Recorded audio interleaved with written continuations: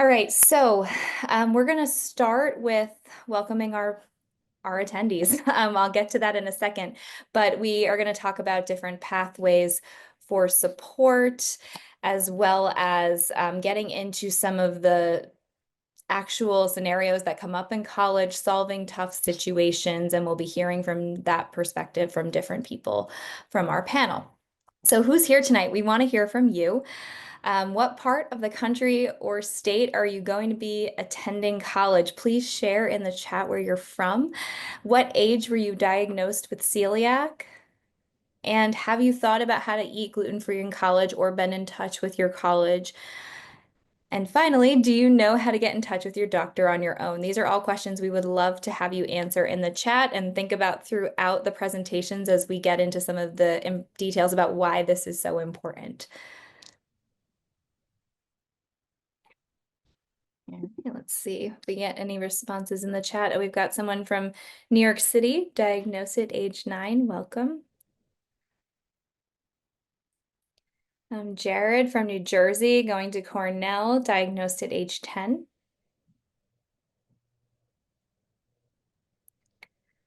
All right, Trinity from University of North Carolina, Wilmington, diagnosed at age 15. We have Kyler, who's going to be in Colorado for college, diagnosed at age 3.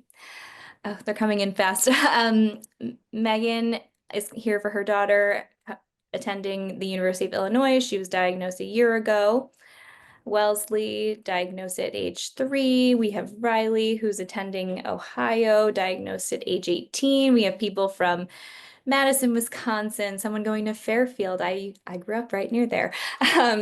Someone going to Belmont. We have people from Texas, Iowa, Washington State, Connecticut, Colorado, Massachusetts, New Hampshire. So kind of all across the country, which is really exciting. So welcome everyone.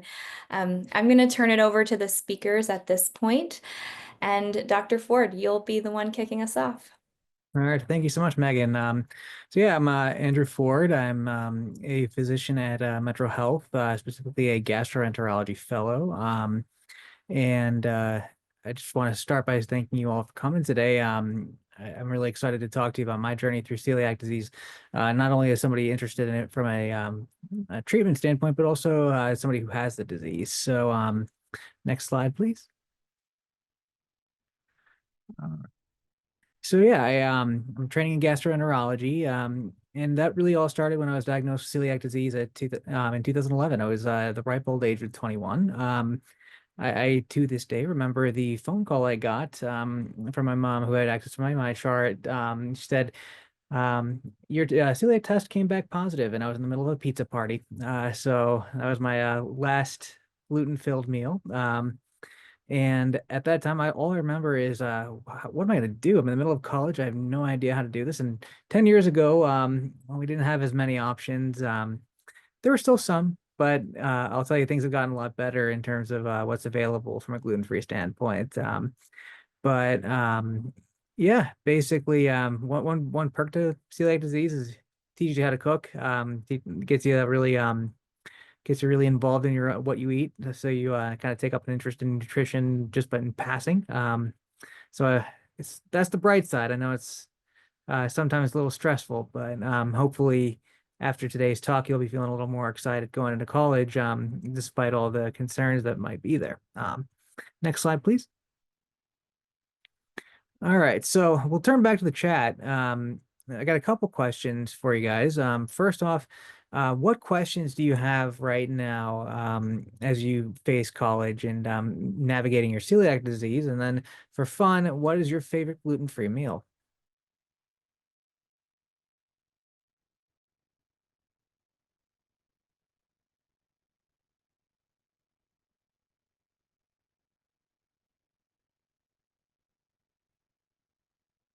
Okay, first question coming in is, how do we know what's safe to eat in the dining hall? Great question. And enchiladas. Yes, enchiladas are fantastic. Pad thai with tofu. That's a very good question. How do you stop feeling isolated when you have celiac disease? And it's certainly something that we can touch on. How to avoid cross-contamination? Great question. And I didn't realize PF Chang's had gluten-free options. That's pretty exciting to hear. Awesome. What should we be asking? Okay, all great questions. So I'll start to talk to some of these real quick. So the one I want to start actually with that question about feeling isolated because that was I could personally speak to that. That's how I felt when I was first diagnosed. I mean, not being able to go out to restaurants and eat what I had been eating the first 21 years of my life, and um, having to change on a dime was quite a bit. But um, your friends will understand, and I, don't be afraid to vocalize like when you're with friends and thinking about places to eat. It comes down to how like just knowing what your options are around you, and don't be afraid to verbalize what it is you need. If your friends want to go somewhere that you know is notorious for not having any gluten-free at all, don't feel it easier said than done, but um, don't let the pressure keep you from voicing your concerns about eating at that restaurant. It feels intimidating and awkward to do it first, but you'll get used to it, and your friends will understand. I can tell you from firsthand experience, they will understand. Then the questions that you should be asking, kind of looking at colleges, is you want to know. First off, you want to ask questions that will gauge their understanding of celiac disease, because just how they answer your questions as a whole will kind of give you a better sense as to how well equipped the college is. Most colleges nowadays are very well equipped. I will start by saying that. But specific questions that you should be asking, first off, are there dedicated gluten-free dining halls? So even back in 2010, where I went for undergrad, Miami University in Ohio, they had designated dining halls that were assigned to be gluten free, and that actually kind of overlaps with another question on how to avoid cross contamination. Is um, even some of those dining halls that aren't designated gluten free may have gluten free options, but those if they're not designated gluten free, then you still run that risk of cross contamination. So first and foremost is kind of knowing what those designated eating halls are. Obviously, all colleges are going to be situated in very different cities. So then the next question you should be asking is, what are some of the options around? This question you might not ask somebody at the college, but more so current students may be able to weigh in on it. But student health services and it even some of the administrative folks there should be able to help point you in the right directions. It's a little different for each college. Um, I see a really good question right here. I'll kind of pivot to talking to your roommate about celiac disease and managing a shared kitchen, especially as you start to get into shared living spaces where you have your own kitchen. It goes back to the whole cross-contamination thing.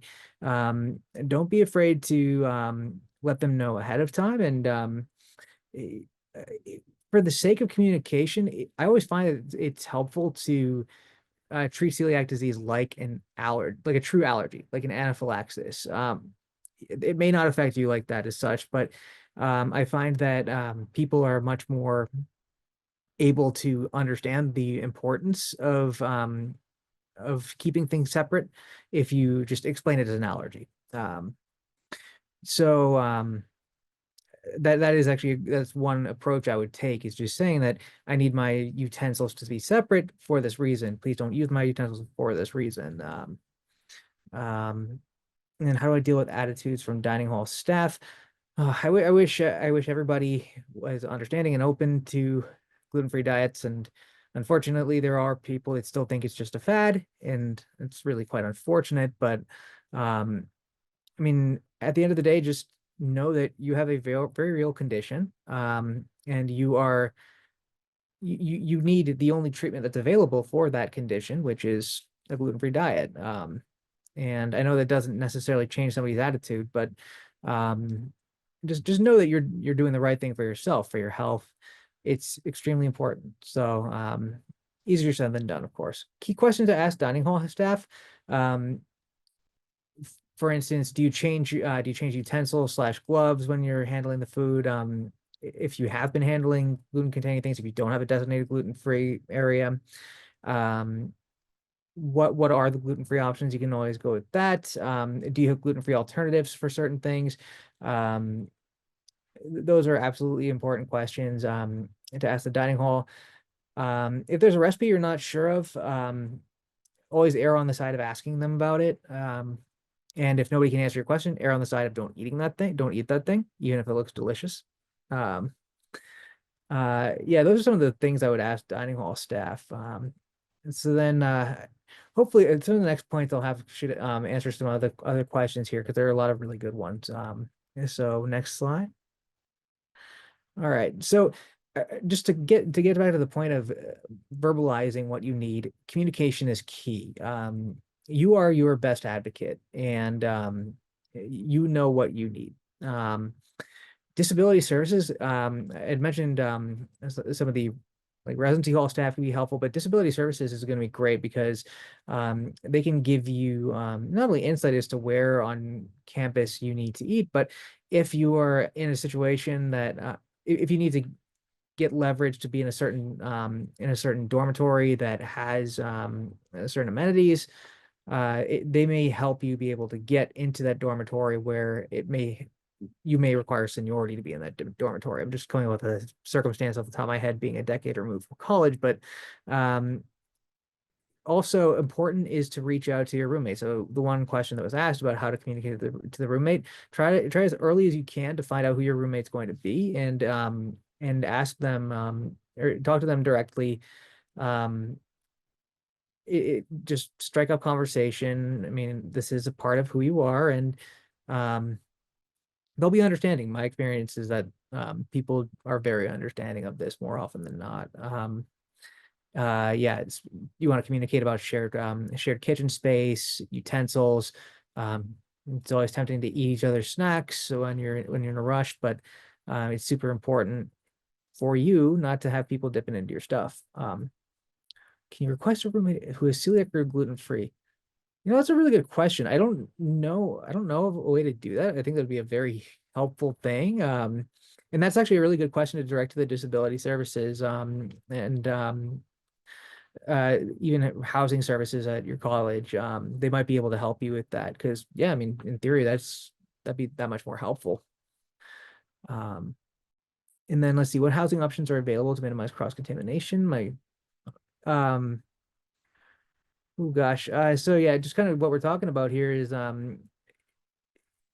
usually if you can get with the gluten-free roommate, that would be ideal. But um, typically, I find that it's easier when it's not a shared among the dorm kitchen space, but rather shared within the room kitchen space. So like one of those, like it's got two bedrooms and a shared kitchen there. That's much easier to handle than the entire dorm's kitchen. I would stay away from using that much of a shared kitchen space. Um, and then yeah, there are so many resources nowadays that you can use to find gluten-free restaurants, but I want you guys to, as you're getting excited and gearing up for college, map out all those gluten-free options in the college town that you're going to. If there's a PF Chang's, great. Now we know that that's an option. But even some of the more local restaurants may have gluten-free options. So just getting a sense of where those are at. So then when it comes to having the conversations with your friends about where to eat, you can kind of sneak in the options that you know are gluten-free and be a little more proactive about that. It's always better to go in with the knowledge so that you're able to communicate your needs that much easier. All right, next. Really, I just want to wrap up by again, thank you guys for coming tonight. It's really exciting that we have this. And I am so excited for all of you who are getting to go off to college. It's the most fun time in your lives. But if you guys ever have questions, please feel free to email me, dm40@gmail.com. I'm always happy to talk celiac disease, or if you're interested in medicine, anything, just shoot me an email. But other questions? If not, I'll turn it over to our next excellent speaker. So I'm Ritu Verma. I'm a medical director of the Chicago Celiac Center, but most importantly, I'm a pediatric gastroenterologist. I've also had two children go through the college sort of whole college experience who have celiac disease. So it's so exciting to see that all of you are from so many different places across the country. And I think that was one of our hopes for this particular webinar, is that we would get everyone from across the country. And I do hope, and I know you guys have already committed to different colleges and things like that, but one of the things I do tell everyone is, the next slide, Vanessa, absolutely don't pick your college solely based on having celiac disease. That should not be the reason why you're going to college. That is not the reason why you're going to a particular place. Since you've already committed to your colleges, I hope that some of it was based on the fact that you wanted to be at a particular college. So of course, when you're preparing to go to college, next slide, you do a lot of things. You go SATs, ACTs, you go all sorts of things these days. So just like you have to prepare to go to college, you have to prepare to get to college and live in the celiac gluten-free world. So what do you have to do? So one of the most important things, next slide, you have to think about all the questions that you're asking. We should be able to answer some of them today. Some of them should be your clinical team. So what I'm going to urge each one of you after you're done with today's webinar is you're going to send a message to your clinical team and make an appointment with them at a time where it's not your normal follow-up appointment. Usually your normal follow-up appointments, people talk about the blood tests and so on, but this one you want to talk about you and college. And so far it's been most likely your parents who've been making a lot of these things. So you want to make this appointment with your clinical team and tell them you just want to know more about the gluten-free world living in a college. You can either take your parents with you or to leave your parents behind. There's pros and cons. Of course, it's always good to have your parents with you because they can ask some of the questions. They can also remember some of the answers, so you guys can talk about it after the visit. If you want to do this independently, that's totally fine as well, and your parents can get involved after that. Before you go for that appointment, make a list of questions. Make a list of questions, all the questions that you've asked today in this chat. Make that list and ask your clinical team. And just to help you a little bit, on the next slide, I have a few questions that you might want to think about. So you want to first find out how, especially those who were diagnosed at 3 and 6 and 7, how did I get the diagnosis made? So get a little bit of some of the medical questions out. Ask your clinical team, tell me a little bit more about celiac disease. Tell me more, what's new, where is it going, what's the research, and so on. Get involved if you have not been involved so far, but get to know more about their disease. Find out what should you do if you have a gluten exposure. Maybe you have no symptoms, that's fine. But if you have symptoms, how can you help yourself? How can you advocate for yourself? How was your diagnosis made? And then, of course, how do you get your medical records? You're now getting older. So now you need to find out how do you get your medical records. You're no longer in the pediatric realm. Some of you might still be there, but you're now becoming an adult. You are an adult. So how do you get your records? How do I go about organizing myself and my health? How can I, when I'm in college, how do I communicate with you? Write these questions down so that your team, when you meet them after this, they'll be able to answer each one of them. If you want your parents involved, how do I keep them involved? If you don't want your parents involved, you can talk about that as well, though I still advise that you should have your parents involved to some extent. And then there comes insurance. You'll need to know all about that. Is your insurance covered or not? These are just a list of questions that you may want to write down. Somebody asked about how processed foods and so on. When you meet with your clinical team, meet with a dietitian, ask them about different nutritional supplements, vitamins, and so on that you could take while you're at college. And then also you have a dietitian who's at college as well. As we go through today's webinar, you'll hear more. And of course, by the end of the visit with your GI team, you just might say, I really don't want to grow up anymore. But unfortunately, you got to grow up, got to go to college, right? You all want to go to college. Next slide. So what happens again? You have to decide, you have to make these, you've got a list of questions, you've talked to your medical team, and then you're thinking, oh my God, what do I do next? You need a follow-up appointment at some point. So schedule ahead. Your parents know that appointments are far, far away, right? So you have to make your appointments right away. If you need an appointment when you're coming home for either your Christmas break or your Easter break or whatever break, make your appointments before you leave the doctor's office. That is going to be a key. You don't want to be caught at the last minute saying, oh my God, I need to see my doctor. So you really need, and then how do I communicate with you? I'm at college. I have a bellyache. I'm having diarrhea or vomiting. I want to get in touch with you. How do I do that? Your parents may have been doing that. Hopefully not. Hopefully you were using the portal. But if you were not, get to know, how do I use the portal? Get everything solved before you leave the doctor's office so that you know how to get in touch with them. Now you have a choice of seeing your primary GI person wherever you were diagnosed, or you have a choice of having a gastroenterologist close to school. Often children who only have celiac disease will come back on their holidays and so on and meet their old gastroenterologist. Some will say, no, I really need a new team. So then again, ask your primary clinical team if they know anyone who is in the state that you're going to, so that you can then make appointments. Again, appointments are hard to come by, so you need to know that ahead of time. So let's say you're going to New York and you want to know, where can I make an appointment? Of course, there's lots of good centers. We have a lot of good gastroenterologists at Columbia University, for example, in New York.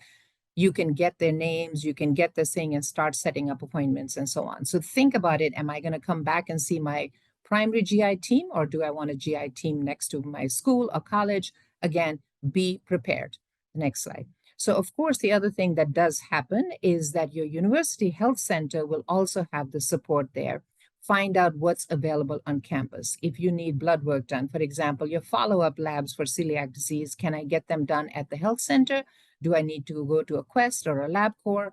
Find out which is the closest place, or are you going to get blood work done when you come back home? So again, get very familiar with what's available around there. If you have any symptoms, is the health center able to take care of things, or do you need to go to a hospital close by? Where is the hospital? Think about all of these things, especially if you have other conditions besides celiac disease as well. And again, your primary clinical GI team can help you with these things. We've gone through this year after year after year. We have children who are graduating, transitioning, and so on. So ask your team to help you, but also find out at the university that you're going to, is there a health center? I know I saw somebody going to the University of Chicago. We have a very close relationship with our center and the University of Chicago. So get to know them, get to know your local team, get to know how to get in touch with your team that diagnosed you, and so on. So there's lots of things, but make that appointment, talk to your team, get to know how to talk to them. And of course, as you go through the webinar today, you'll have some of your questions answered. If not, we are here, we'll help you with that. Next. And now we'll move on to Vanessa. Thank you, Dr. Verma and Andrew. That was amazing. So, hi everyone, I'm Vanessa Weisbrod. I'm the Chief Education and Community Engagement Officer at the Celiac Disease Foundation. But I'm also just like many of you. I was diagnosed with celiac disease 21 years ago, just 1 week before my senior year of college. And I know exactly what it feels like to get diagnosed with celiac disease, to be alone, to not know anyone else with the disease, and to just have to figure it out in the college setting. So I'm so grateful to Dr. Verma, to Dr. Ford, and to everyone else who's on the panel tonight for being here and for making it a little bit easier for everybody as they start the college experience. So tonight I'm going to talk a little bit about how you actually get the right support once you get to college. So there are obviously lots of challenges when you're transitioning to college. For some of you, it will be the first time that you've lived away from home. It will likely be the first time that you've lived in a shared space with someone who isn't a family member. The educational demands are quite a lot more than being in high school. You're balancing lots of things, academics, social lives, extracurricular activities. You're choosing a major and thinking about developing a career path. And for maybe the first time, you're balancing your own finances. And so there's a lot of things going on in addition to thinking about celiac disease. So we really have to start thinking about how we get the right accommodations and the laws in which can help us to get to that place. So in the United States, we have laws, the Americans with Disabilities Act and Section 504 of the Rehabilitation Act, that require accommodations from any public institution if you have a chronic illness. And so really the definitions are that you have a chronic illness that impacts major life activity, that you're attending a university that receives public funds, and basically every single university in the United States receives public funds. accepting student loans is actually a form of taking public funding. And so I have yet to find any college or university in the last decade or 2 decades of working in this field that doesn't fall under these rules.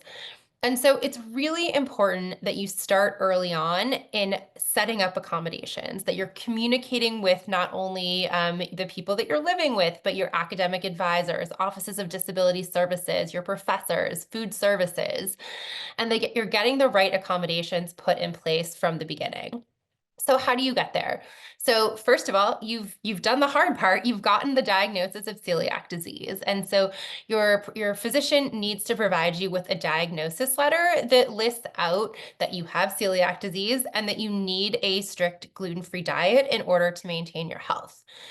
You're going to take that letter and you're going to send it to your university's Office of Disability Services. And that's really where the accommodations come from. At most universities, the Office of Disability Services are the ones who are going to bring together all of the various teams at the college that are going to provide you with accommodations.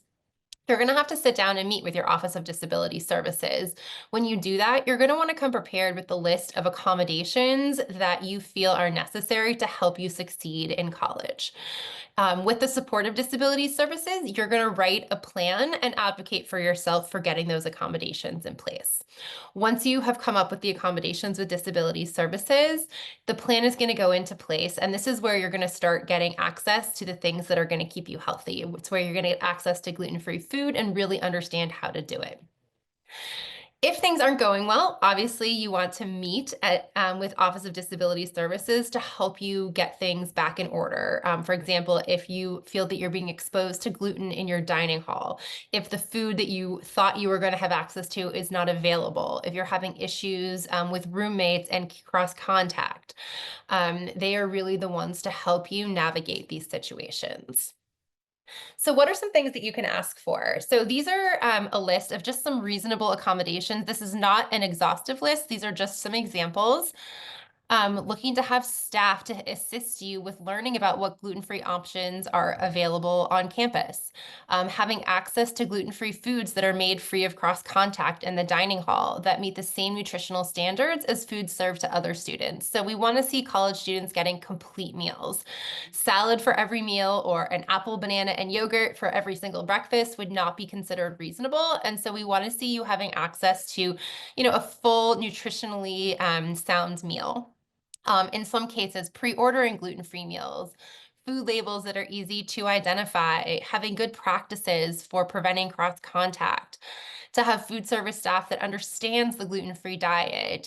In some cases, you might have a dedicated space for gluten-free food prep. Having vendors on campus that will accept your meal card. If for some reason your university can't provide gluten-free food in the dining halls, that you would have access to housing with a kitchen, so you would be able to cook your own food. Having access to a refrigerator and a microwave. And oftentimes in freshman dormitories, these are really small units that don't hold a lot, and they're asked to share with, 3 or 4 other students. And so in these cases, asking for your own would be very reasonable. Having access to a bathroom is needed for gluten exposures, and really just any accommodations that will reasonably allow you to participate in any of the learning, educational opportunities, and programmings affiliated with the college experience. So how do we approach gluten-free dining in college? So first and foremost, one size does not fit all. There is no one way that a university can do this. There are lots and lots of different ways. Every college and university is different. They have different infrastructure, staffing, budgetary needs, and student needs depending on where they are.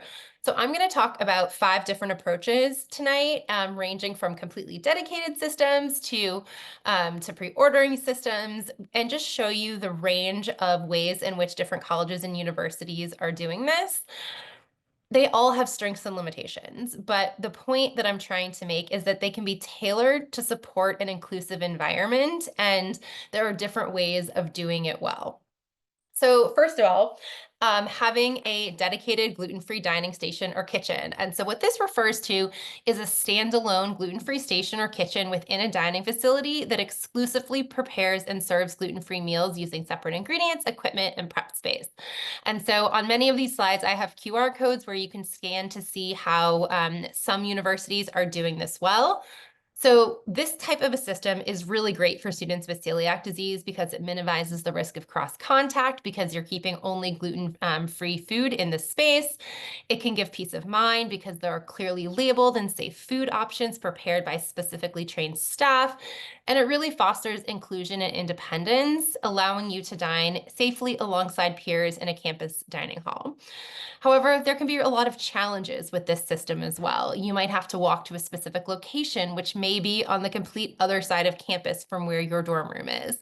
And it also requires quite a bit of investment from staff to maintain the training, the equipment, and just making sure that it is all running smoothly. So some schools offer an allergy-friendly menu integration, meaning that gluten-free meals are available throughout the campus at all dining facilities with clearly marked items and food handling protocols to make sure the food maintains safety. This is really good for kids with celiac disease because you get access to dining halls across the university and you can go anywhere you want to eat. Um, Hopefully there is a great accountability with the staff and that they've been trained to really make the food safe in any environment. But what it really does is it supports your daily life with consistent, accessible meals that reduces the need for outside food. Some of the challenges, though, you may see that a school has gluten-free options in any dining hall. You can eat anywhere on campus, but this may make you feel a little bit uneasy about cross-contact because these aren't dedicated spaces and you may not always know exactly how that food is being prepared. It's also tough for food service because they have to maintain constant vigilance to make sure that they're avoiding any errors or having cross-contact occur. So some schools offer pre-ordered or packaged gluten-free meal programs. This is where you can pre-order gluten-free meals that are made in controlled environments and then pick them up at a designated place or time. This is great because there's a lot of assurance of safety. The meals are made ahead of time, they're sealed, there are stricter protocols. It can also reduce stress and planning burden because you can know where you're going to pick up your food ahead of time. But there are challenges. You have to plan ahead. And, as much as we all like to talk about planning ahead, I know that when I was in college, knowing exactly where I was going to be at a specific time was not always the case. I might run into friends on campus and we might say, oh, I want to go here to eat today. But I pre-ordered a meal somewhere else. And so it takes away that spontaneousness of being able to just make a choice at any given time based on your social situation.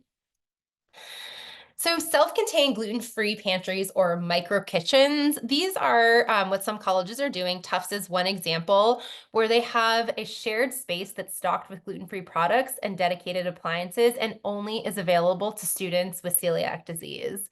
So what's great about this is that it guarantees access to safe food, and there's only access to people who need to be there.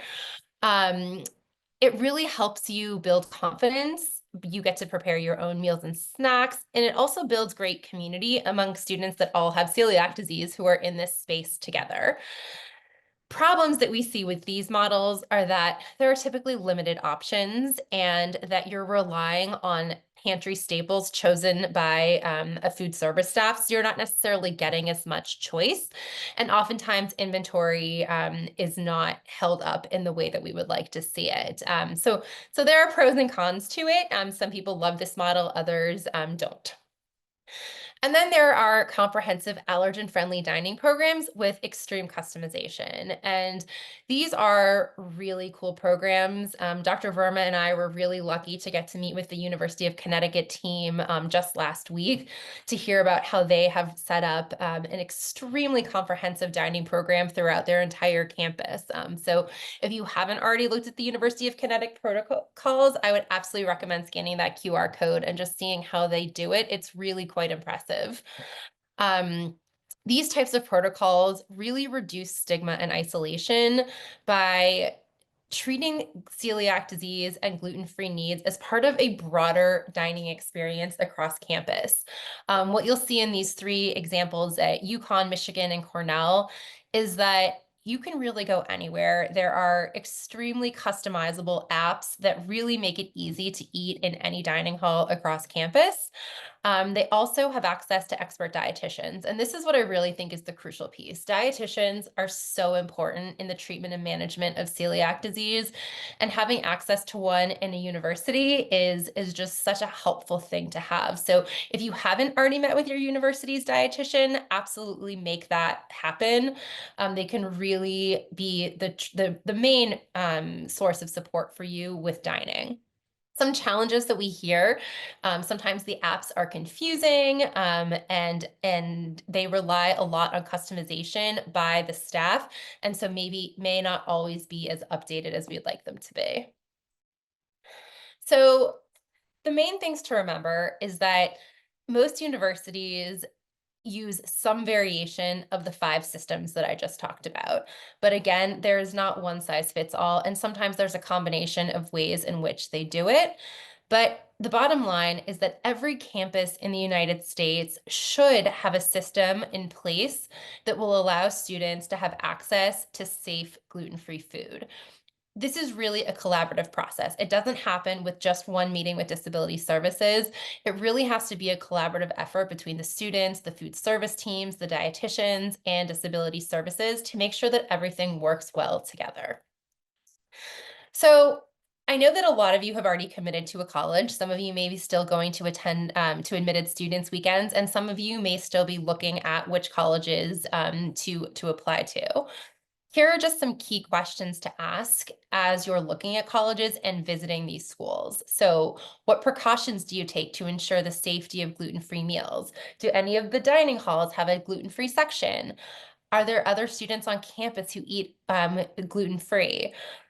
This is such an important thing. If you can meet another student with celiac disease and have them show you around and how they navigate daily life on campus, that is the best intel you can get on how it's going to be for you when you get there. Um, are there dedicated prep spaces in the kitchen? How do they label gluten-free food on the buffet lines? Is there an ordering system? Are there grab-and-go gluten-free options?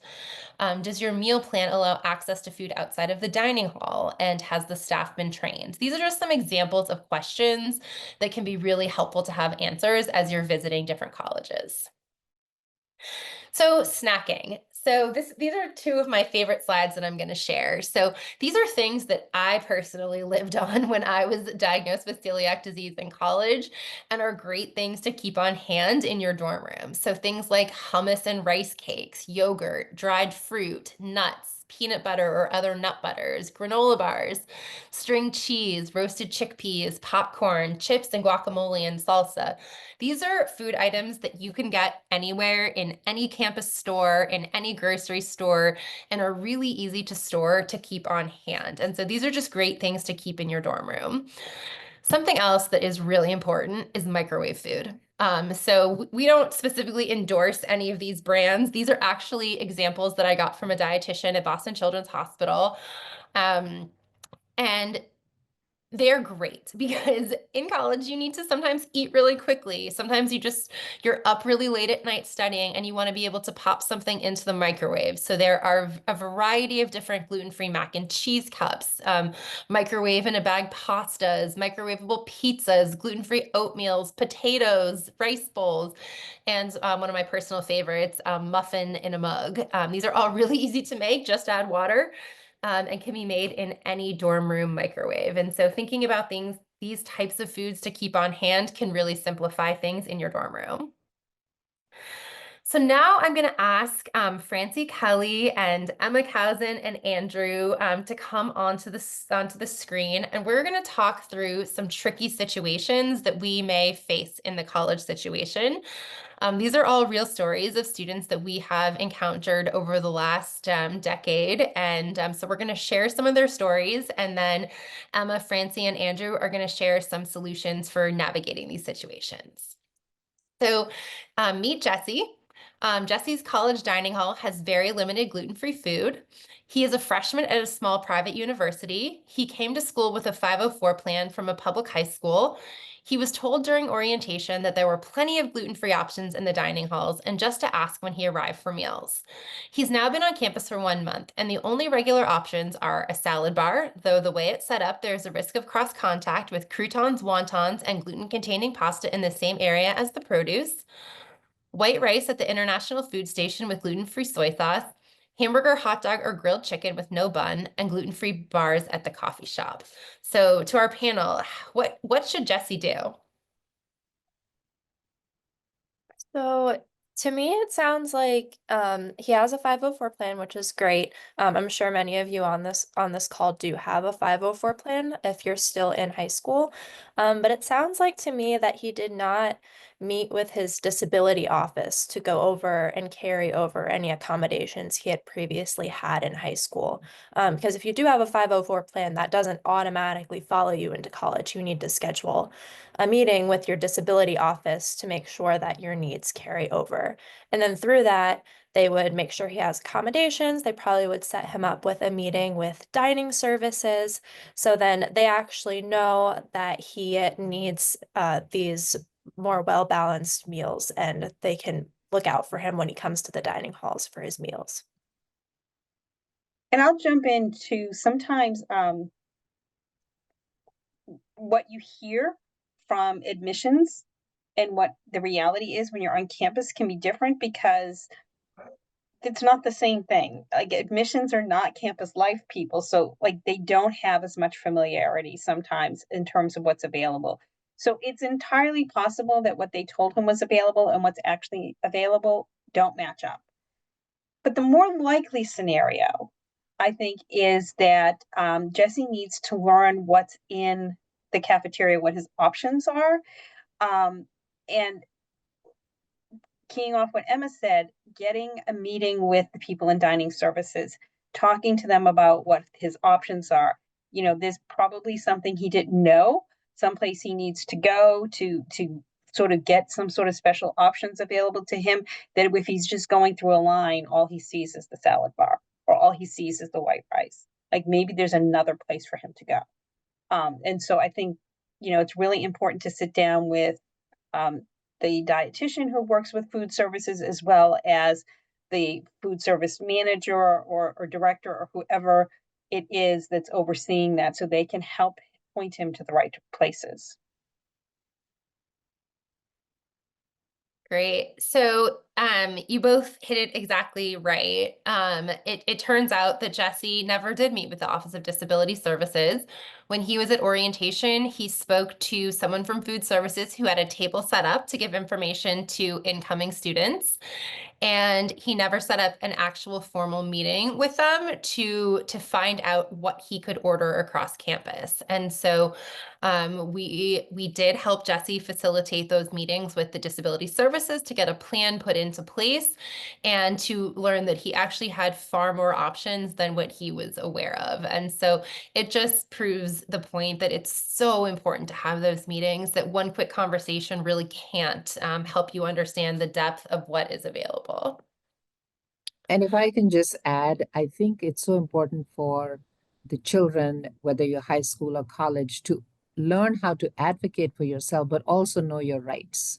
You're not just getting a gluten-free meal because someone feels kind towards you. It's because this is your treatment, this is your medication. So you've got to think about this as I'm going into the dining hall for my medicine. If you go into a pharmacy and you don't get the medicine, you talk to the pharmacist, right?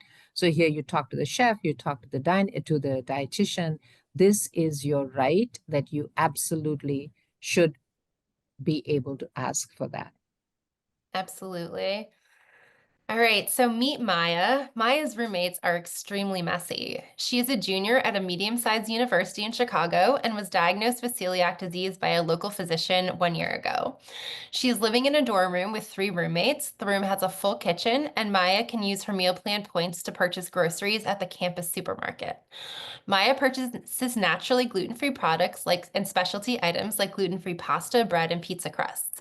But her roommates are extremely messy, especially in the kitchen, and are terrible at washing dishes and pots and pans. There are gluten crumbs and residue everywhere. Often her roommates also eat her gluten-free food because they have not been to the store. What should Maya do?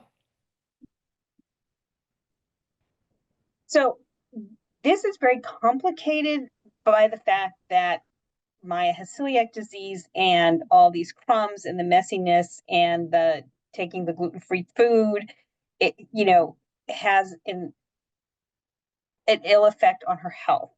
And that, can heighten the anxiety. But in a lot of ways, this is just a classic roommate clashing situation. And all the tools that are available to you through your RA or through, the campus housing office to work through issues with roommates are really what's needed here. And most importantly, through that communication with your roommates and sort of working through the issues that you would have with your roommates, she really needs to educate them about celiac disease and the seriousness of celiac disease and why she needs to be very careful about her diet and why she needs them to help her with that by cleaning up their crumbs, by respecting her foods and that sort of thing. Yeah, I think just being proactive in these situations, a lot of schools, something that they utilize is something called a roommate agreement, which is a contract that you set up sometimes even before you move in or right at the start of moving in, where you kind of establish those boundaries. You have open communication, and it's not just one-sided with the person who has celiac disease. It's everyone who's involved in kind of making this agreement on expectations that you have for living with each other. And that's something that, like I said, is typically used for all students across, I think, almost all colleges at this point, where you decide like the level of cleanliness you like, what time you want to go to bed, what time like music should be turned off. And a lot of that can apply specifically for celiac disease too. So like like establishing boundaries like I'm going to have these cooking utensils that are going to be labeled. I would like to keep these separate. Any of the food that I label is mine that's gluten-free, no one is allowed to eat except myself. Things like that. And since it obviously sounds like she did not have a roommate agreement in place, just having a calm conversation with her roommates, and as Francie said, a lot of conflict resolution tools that your housing office would have. Feel free to utilize those. Have an RA present to help mediate that conversation, because that's what they're there for. They're happy to help with that because this is just a classic roommate situation.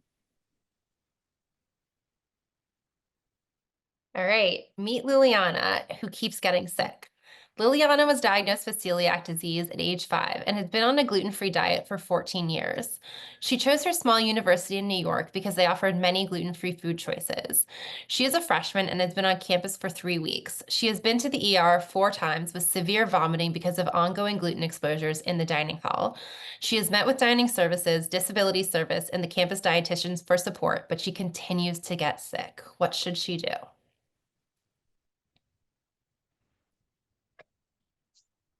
So in this case, unlike the first case we had with Jessie, it does seem like she's talking to people. If she is unable to get to the root of the problem, and I think that's the key here, why is she continuing to get sick? Where is this exposure to gluten coming from? And they can fix that in the dining hall, and then everybody's going to be happy.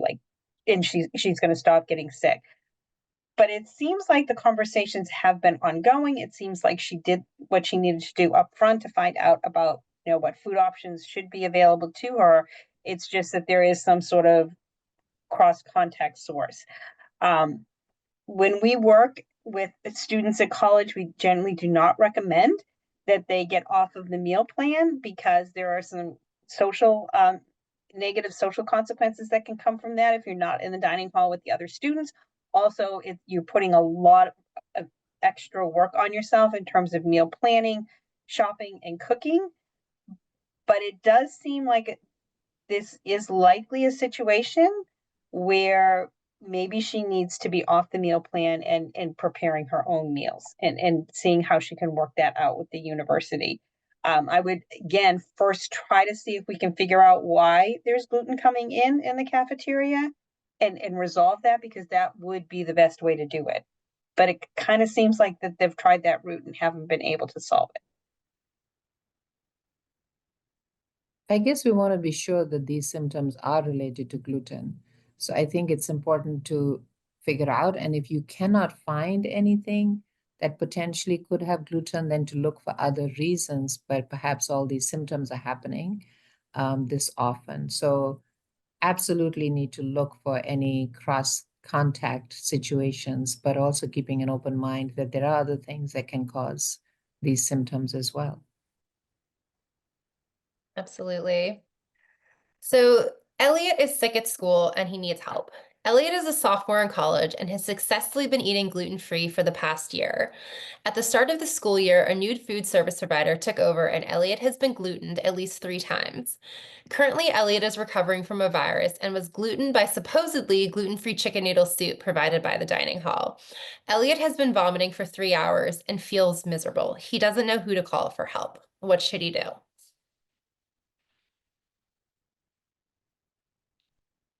Well, first, I would take care of any immediate health needs. Clearly, Elliot's very sick, so um, he needs to get in contact with campus health services. Usually, if they're closed after hours, your campus might have like an on-call, like telehealth nurse or doctor available to answer any questions and help direct you. Um, or if not, then you're get in contact with your RA or housing staff and they can help get you the help that you need.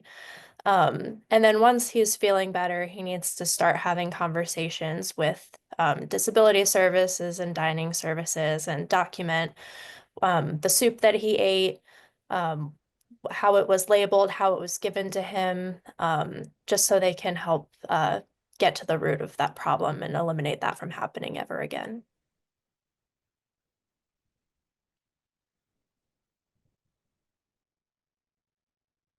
I think Emma really covered it there with, the immediate medical problem needs to be solved first.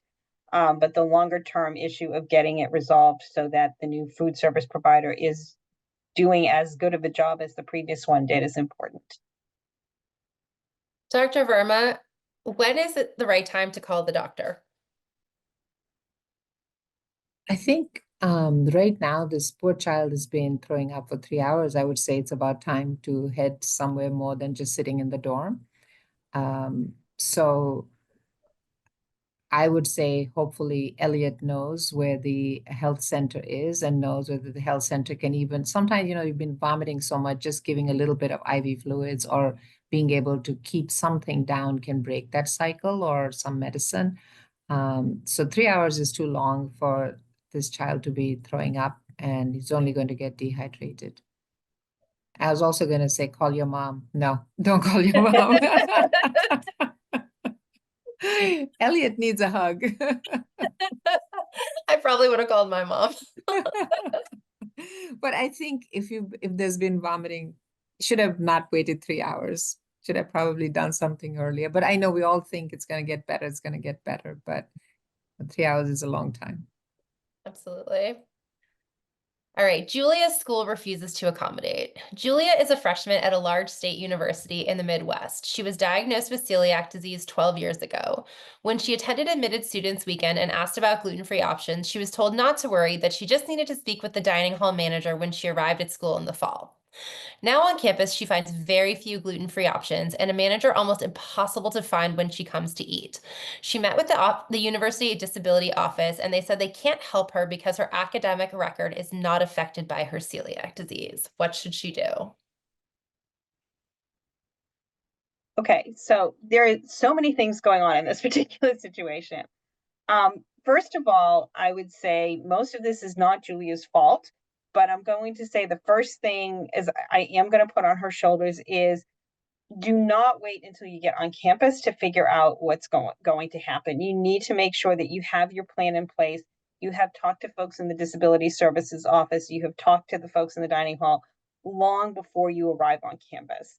But even so, even though she should have done that. And my advice to all of you out there who are getting ready to go to college in the fall is make sure you've done that, now, um, or, at least sometime, before the end of the summer.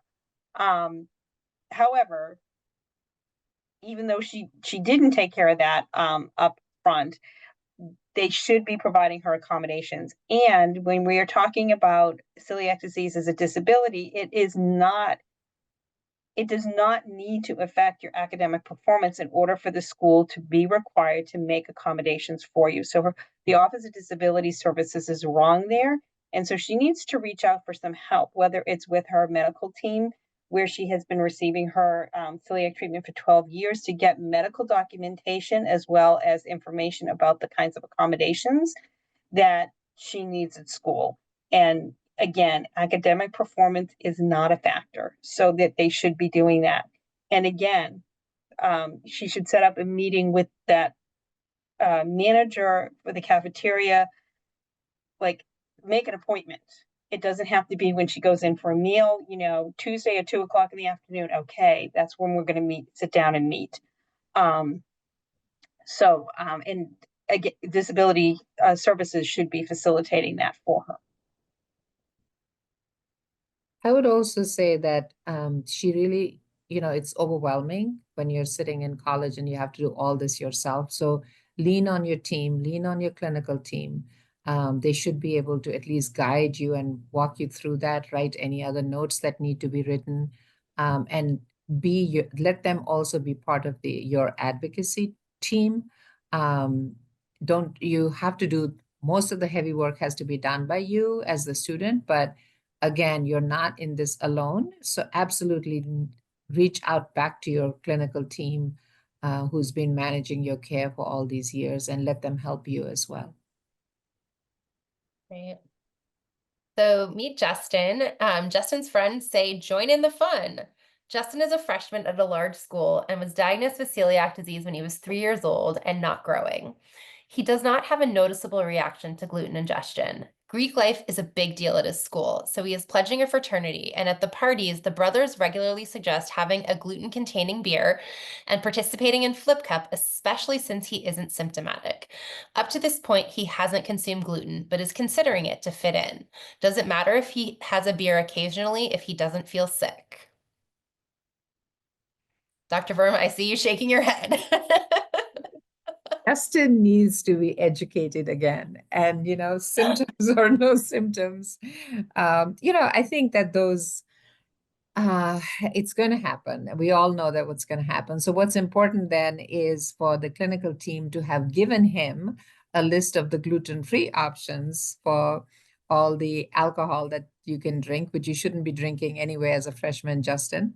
But I think that providing the education, sort of, giving them the list of gluten-free options and explaining, what would happen. Of course, you can only explain so much, but after that, Justin has to do what Justin will do. But if he has at least a list of some gluten-free alcohol options, might be helpful. Maybe he can bring gluten-free beer in. I don't know. I'm teaching the wrong things. I'm a pediatric gastroenterologist here.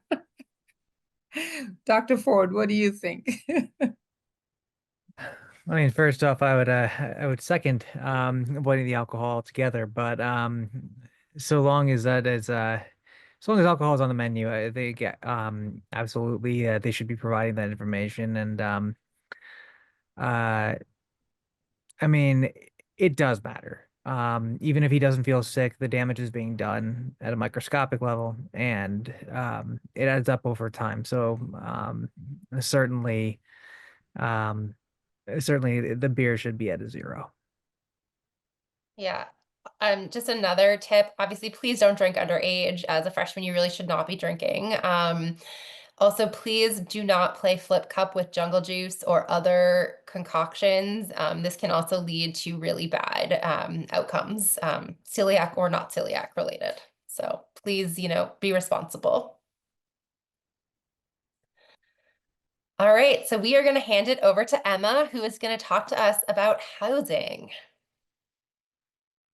All right. So my name is Emma Cowsen, and I am the Education and Community Engagement Coordinator at the Celiac Disease Foundation. And I have celiac disease myself. I was diagnosed when I was 16 years old, so a little over 8.5 years ago, and that was just before I was about to head off to college. So I not only went through all 4 years of college with celiac disease, I also lived on campus in on-campus housing for all 4 years as well. So these are just some tips, some knowledge that I picked up along the way, and basically what I wish I knew when I was in college. You can go to the next slide. All right, so your celiac disease needs are going to go beyond just the dining hall. Celiac disease is going to play a huge role in many of your housing decisions while you're in college. Just some key questions to consider. Will you have access to a kitchen? Some dorms have shared kitchens, while others do not. And if cooking your own meals is important to you, you should consider requesting an apartment style housing with access to a kitchen. How will you prepare and store food if you don't have access to a kitchen? You should be thinking about bringing small kitchen appliances with you to have in your dorm, like a mini fridge with a freezer, microwave, or an air fryer to prepare basic food. But reach out to your school to see what's allowed here, just because it's not allowed doesn't mean that it's not allowed, period. They should be able to make exceptions for you to bring at least some of these small appliances with you, since it would be for a medical reason. And also how you will talk to roommates about your needs. I know for me personally, I was an only child, so going to college was the very first time I was going to experience having a roommate. And I was definitely a little bit nervous beforehand about how I would tell my roommate about my celiac disease. So consider discussing with them ahead of time about celiac disease and cross contact. You will be very busy in those moments leading up to moving in. So talking with them well in advance about it can alleviate a lot of stress around moving in. Next slide. So next, I wanted to talk with you about some things that are reasonable to ask for in your from your school's housing office to accommodate you. Some of them have already been addressed so far, and I know some of you in the chat have already been saying some of the things that you do have already if you're currently in school. So you can request early housing selection to access living spaces with a kitchen, especially since usually those are typically reserved for upperclassmen, and housing assignments aren't always guaranteed to the general student population. A lot of times they're done on a lottery basis or like seniority. Um, so just something to keep in mind. An option to request specific roommates that understand your needs, placement near gluten-free dining options on campus, especially if you live on a really large campus and the dining hall that can best accommodate you is going to be all the way at the other end of campus, for example. Permission to bring small kitchen appliances, like I mentioned earlier, especially if you're going to be in a dorm without a kitchen, of course. Also permission to have a car on campus. This is something I did not think of initially when I was going to school, but eventually was able to get myself. So you can go grocery shopping and attend doctor's appointments. Since many schools, my school included, restricted first years in particular from having a car on campus. So just keep that in mind. And as a last resort, while I would recommend doing everything you possibly can to at least live on campus for some period of time for your college experience, an exemption to live off campus if housing is unable to meet your needs. Again, this is not ideal, but recognizing that everyone's situation at their school is going to be different, I wanted to include this. But like I said, I lived on campus with roommates who did not have celiac disease all 4 years of college, and that experience was one of the best parts of my college experience overall. So just please know that it is entirely possible to have an amazing experience living on campus. Um, just to set yourself up for success, though, make sure that you work with your school's disability and housing offices as early as you possibly can, just to ensure that they are aware of your needs and that they can get everything in order for you well in advance, because housing in particular does take time to set up. Next slide. And I also felt it was important to go over some things that are not reasonable to ask for an accommodation for celiac disease. You shouldn't expect your roommates to never cook or eat gluten, demand a gluten-free only kitchen or living space, assume that your roommates will avoid gluten entirely or change their diets for you. Expect them to never eat gluten around you. Expect all shared kitchen appliances to be gluten-free only, specifically like an oven or a microwave. Requiring dedicated gluten-free dorms, only living with someone who has celiac disease or a celiac disease expert. You really want to be careful what you ask for here, which Francie, I don't know if you mind sharing your daughter's story really quick, because her daughter has celiac disease and has an interesting story about this. So when my daughter was in college, she lived on campus for 2 years, off campus for 2 years. And then as well as post-college, she lived in various apartment situations with roommates. During one of her years of college in the off-campus apartment, she had a roommate who had celiac disease. So this was someone she knew casually. They were in the school choir together, and they were very excited at the idea that two individuals with celiac disease would be sharing a kitchen. The kitchen would be 100% gluten-free. They would be able to share food. It was going to be great. That was of all these living experiences that she had, both in college and post-college with roommates, that was the worst living experience that she had, was with the roommate who was gluten-free. Now, the kitchen was amazing. They were definitely able to have a gluten-free kitchen. There were no issues with cross-contact, but they just didn't click as roommates. There were very different people. They had very different expectations. It was her most difficult rooming situation and rooming year. And every other person that she's lived with has been so respectful of her celiac needs and keeping things clean and making sure that that they didn't create a source of cross contact for her in any way. So she never had an issue with gluten contamination in her kitchens with roommates who were eating gluten. And it was when she had this sort of perfect gluten-free situation that it was just not a great living situation on other levels. And not to disparage my daughter, not to disparage this young woman who was her roommate. She was a lovely young woman. They just were different people, and their styles didn't mesh as roommates. Yeah, thank you, Francie, for sharing. I know she's told me that a few times, and I think that's just it's really important to know, because you really want to be careful what you ask for. Living with someone who also has celiac disease may not always be the best thing. And frankly, a lot of these other things on the list, they just sound super isolating, which you're not going to want anyway. And I cannot stress this enough, that students with celiac disease can live and thrive with others who do not have celiac disease. So please just keep that in mind when you're approaching housing accommodations for your celiac disease. Next slide. And just in case this does come up, I wanted to just talk briefly about resolving roommate conflicts, because it unfortunately does happen. Just in a general sense, I will say it's very rarely specific to celiac disease, but just generally it does happen.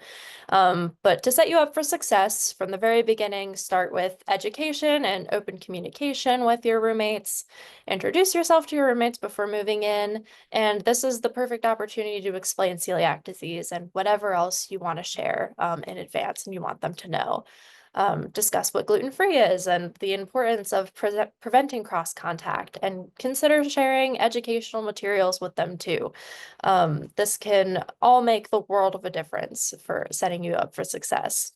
And just some communication tips. Again, these can all be applied to any situation, but looking at them specifically for celiac disease, using I statements to avoid conflict. So saying, I feel most comfortable using separate cookware versus you can't use my pans. Obviously, which one is going to sound better? And framing requests as safety measures and not restrictions. So keeping the counters clean keeps me healthy versus clean the counters, you made them dirty. How you approach these tough conversations in college as they arise is huge because, like we've said several times before already, this is going to be just about everyone's first time living on their own for the first time without family members. So it does happen sometimes, but just keep that in mind when you go into college. Next slide. And also setting boundaries and creating systems in place, just being proactive about the whole thing overall. So you can label food and kitchen items clearly that you wish to keep separate. I know some people color code their cookware. They'll buy all red or all purple utensils, or they'll just buy like pieces of tape that they'll write like gluten-free on it. And you'll agree how and when to clean shared kitchen spaces, emphasize the importance of cleaning before and after meal preparation, and include food storage, kitchen use, cleaning expectations to avoid cross contact in a formal roommate agreement, which I talked about a little bit earlier. I'll talk again a little bit about it in a minute. But of course, when conversations don't go well, please know that you can approach your resident assistants or RAs or even other housing staff for mediation if conflicts in general do persist. But especially if conflicts persist around your celiac disease, like I said, from what I've heard from countless people, this is very rare that it would be specifically about your celiac disease, but it's absolutely not okay. So please speak up if this does happen. Next slide. So what is a roommate agreement? I talked about this again a little bit earlier, but a roommate agreement is a written document for you and your roommates to create together at the start of the school year. And it's going to outline how you'll share the space, respect each other's needs, and handle issues as they come up. And why does a roommate agreement help? It will encourage that open communication and honest communication right from the start. It's going to prevent misunderstandings, set clear boundaries around things like food, cleanliness, shared items, and it creates a helpful reference if problems do unfortunately come up later. And like I said, most schools and housing offices already utilize some form of roommate agreement just to have since it's so helpful. But I included an example excerpt of just some things that you may wish to include in a roommate agreement specifically for your celiac disease. Like, we will store our food separately to prevent cross contact. I will have a gluten-free air fryer and labeled cooking tools that will not be shared. We will clean shared surfaces after preparing food. We will communicate openly if issues come up, and that your roommates agree to not intentionally contaminate food or surfaces. Again, this is just an example of just some things you can include. It's going to be different for everyone's situation. And next slide. And lastly, I just wanted to end with a little college checklist before you arrive on campus. So register with your college's disability office. This is going to be important for not just housing, but it'll be important for dining services, any academic accommodations you need, but do that before you arrive on campus. Request housing accommodations as soon as possible. Talk to your roommates about celiac disease before moving in and create a roommate agreement. Pack your gluten-free cooking tools and small appliances, and find out where you can safely eat both on and off campus. And of course, remember that you can live and thrive with others who do not have celiac disease. As many people have said so far, college can be some of the most fun years of your entire life, and especially if you do live on campus with roommates. So just because you have celiac disease doesn't mean you have to miss on all the fun. So. I guess we can just do a few questions. We have some in the chat. So anyone feel free to jump in. When looking at colleges, a number had all the allergens in the same place. Celiac disease does not mean you need to be nut and dairy free or even vegan. What would be a reasonable accommodation here? Yeah, so it's definitely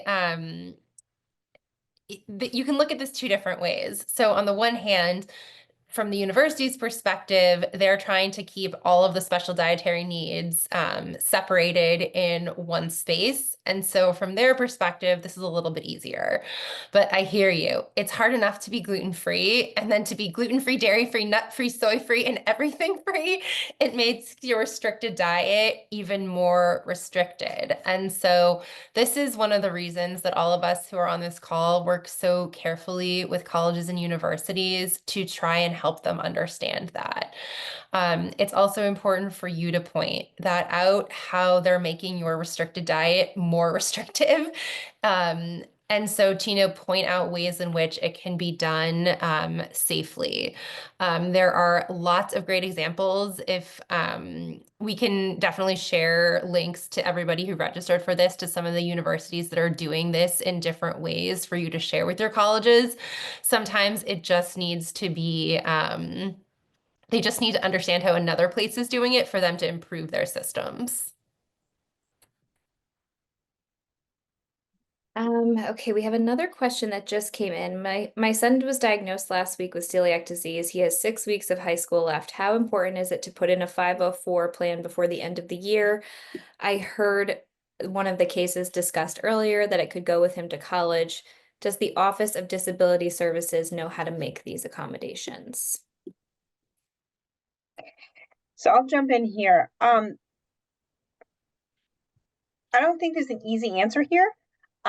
Certainly it would be easier for you to have the 504 plan when you approach the Office of Disability Services in college. And if your high school is amenable to putting something in place pretty quickly for those last 6 weeks, that would be ideal. But it's not necessary. Kids come into college coming from school situations where either they didn't have a 504 plan, or because it was a private school that didn't fall under Section 504, they didn't have, they weren't, a 504 plan wasn't something that was part of available to them in high school. And the Office of Disability Services can still work with you and will still be required to make those accommodations, even if you didn't have the 504 plan in high school. So it's certainly possible to come in. It might be easier, a little smoother with the Office of Disability Services if you had it, but it's not absolutely necessary. And your high school may not be able to do this in 6 weeks. I've had a lot of experience with a lot of different schools with 504 plans, and it can often take a lot longer than that to get something in place. Your doctor's note is what's key here. As Francie said, it can take time to get the 504 plan, and 6 weeks is not probably realistic to get it done. But make sure you talk to, if he was just diagnosed, you probably still have a very close relationship with his gastroenterologist. And so now is the time to get that really strongly worded diagnosis letter for you to share. And I will add on that with the diagnosis letter. I'm assuming most hospitals or medical facilities are very similar to what ours does, but those 504 letters for college are very much individualized to your case. They could even put a line in there about why you didn't have one in high school because it is a recent diagnosis. Great point. Okay, how can I track the progress of my celiac disease while I am at college? Do insurance plan for students typically cover blood testing for the condition? Or I'm just going to add to that, general medical follow-up. What is the recommendation? I think you can absolutely do the follow-up, but you have to check in with your insurance. Then students sometimes they have their own insurance through the college and so on. So very important to make sure that your insurance allows you to have labs done at a particular facility. So there are some that have you go to Quest, or some they can go at the college health center itself. So get a few more details from your insurance, whatever insurance you're going to have now. But absolutely, you should be able to follow up, and you should be able to reach out to your primary team and ask them to give you lab slips and so on. So follow up should happen. Excellent question. Don't forget, absolutely follow up. All right, and the last question I see we have covered in sort of in different parts of the presentation, but thought it would be a good one to wrap up on. Should I have my own sponges, silverware, dishware, and a shared kitchen space? And if this is not available, what are some precautions I can take to avoid cross contact? Washing works. We know that washing does work. Just think about it like you have touched everything to raw chicken. Wash it well enough that you feel safe using it again, and use the same washing methods for washing anything that has come into contact with gluten. Okay, I think that is all of our questions for this evening. So thank you so much, everyone, for joining us this evening. Thank you to Shar for your support of this program, and thank you to our panelists for providing such valuable information. And have a good night.